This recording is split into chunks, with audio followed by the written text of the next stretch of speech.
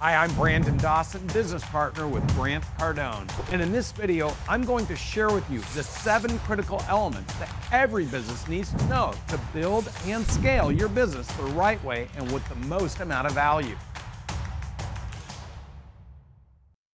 The first breakpoint is 0 revenue to $3 million in revenue. That's breakpoint 1. Breakpoint 2 is $3 million in revenue to $8 million in revenue. Breakpoint 3 is $8 million in revenue to $15 million in revenue. Breakpoint 4 is $15 to $25 million in revenue. Breakpoint 5 is $25 to $45 million in revenue. Breakpoint 6 is $45 to $75 million in revenue. And breakpoint 7 is $75 million to $125 million in revenue. Now, if you have the ambition to go to $1 billion in revenue, there's actually 11 breakpoints from startup to $1 billion in revenue.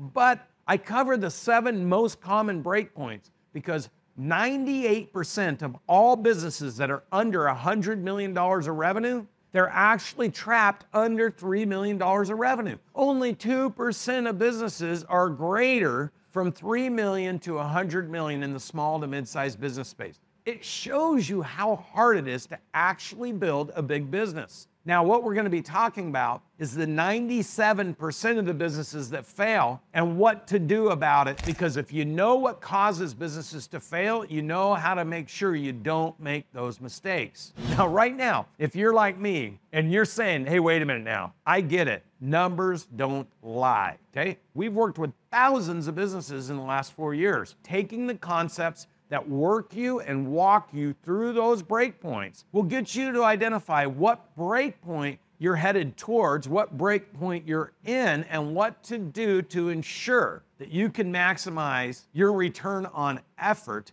and your overall return on value. You see, what we want to do is make sure that your business does not encounter any interruptions or disruptions, especially in this economy. And most businesses, when they're small, they have friends and family, and when you start to get bigger, you lose some of that continuity, which is why in breakpoint 2, from $3 million to $8 million in revenue, it's the who you do it with. You see, now it's not just a small circle of friends and family, it's literally people you don't know. And you need to align those people with how to do their job, how to create maximum impact, and how to work together. This is why in breakpoint 2, you're going to start process creation. Like when the phone rings, how to answer it, what to do once you answer it, what to talk about, how to answer the right questions, how to convert it into an opportunity, how to convert the opportunity into a transaction, and then how to create a customer for life after the transaction so you can do more revenue with them in the future. That, for example, is a process. It's really super easy for those employees to do things wrong if you don't have great process creation.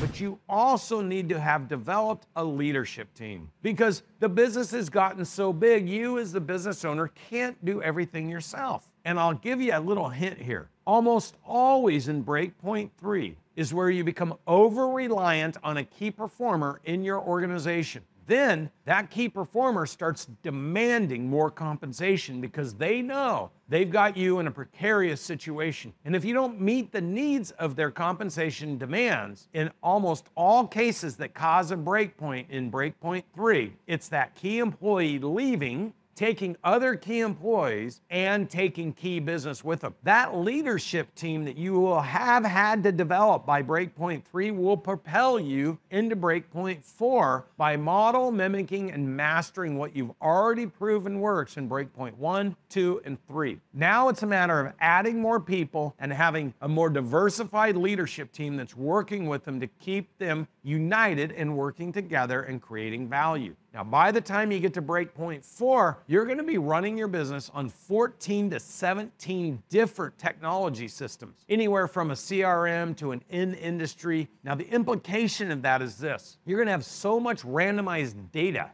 and randomity is the thing that will kill you if you can't figure out how to bring that data in, isolate the most important factors of each data point, put them together, and then act operationally on the things that drive the highest value. So you're going to have to go find somebody that can come in and help you do it. But the problem is it's not going to be one person. It's probably going to be 3, 4, or 5 people. You're going to put them under the operating team or the finance team. And you're going to ask them to do this research and come up with the most important factors that will drive value in your business. That's another person you're going to have to bring in to make sure you manage it correctly. Now, if you sort through all that and you pop up between 25 and 45 million, the good news is by the time you work yourself through all those elements that you're going to encounter by breakpoint 4, you will have developed. If you break through, you will have a management team and a leadership team that can propel you to 45 million in revenue. Now, here's another free hint. Most small private equity groups start fishing around your business between breakpoint 2 and breakpoint 4. The reason for that is they realize that as you're trying to push through and grow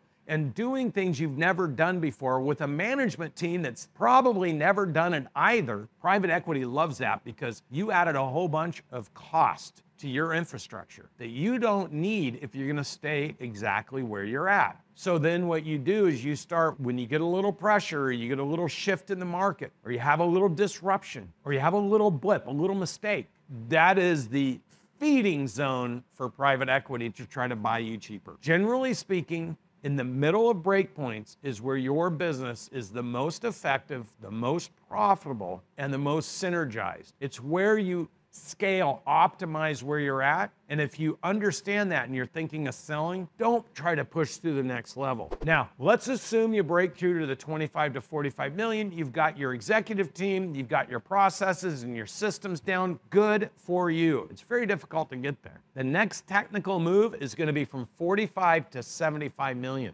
This gets a little tricky because at 45 to 50 million dollars, you recognize the people that got you to 50 million, they're learning on the job. And even if you're a remarkable leader and you've deployed new systems, they're still practicing in a lot of cases. So you're gonna have the ambition, the thought, the idea. I need to go outside my group and bring somebody in that can help me grow and scale this business to the next level. The sticker shock you're gonna get is the people that you can bring in are gonna be costing you a whole lot more money than the people you groomed up. And they're gonna have a higher expectation, like equity in the business or a higher compensation structure, and it's going to create internal conflict. Therefore, you're only going to hire one of those people. Or you may opt to go to a consultant and try to get guidance and advice for your team. So it's something you really need to be careful of. And this is where I teach you, the entrepreneur, how to ask the right 3 questions. Question number 1 is, what's the most amount of money you've ever made in a year? Question number 2 is, what's the biggest thing you've ever been a part of? And then the third thing is, what's the biggest exit, the highest value you've ever received when you've left the previous place you were at? Now, honestly, this all is just the tip of the iceberg. But I know that if you're a serious business owner, you're already understanding exactly how you can apply some of these elements into your business.